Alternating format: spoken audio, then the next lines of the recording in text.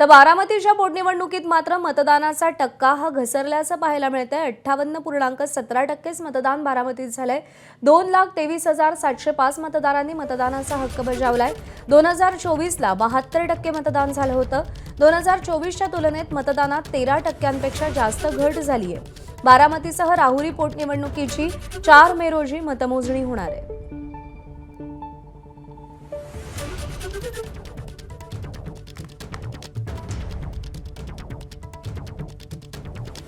तर बारामतीची पोटनिवडणूक होती। सर्वार्थाने ही भावनिक निवडणूक मानली गेली, पण या निवडणुकीमध्ये मतदानाचा टक्का काहीसा घसरल्याचं पाहायला मिळालं।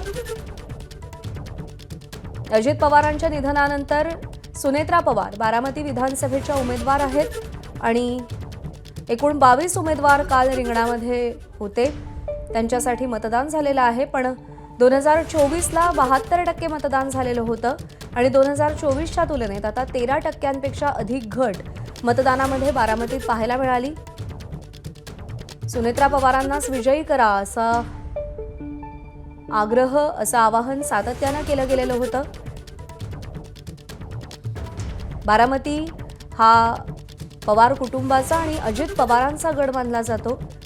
त्या बारामतीमध्ये काल मतदानाचा टक्का घसरल्याचं पाहायला मिळालं। टक्केवारी नेमकी का घसरली याची अनेक कारणं असू शकतात।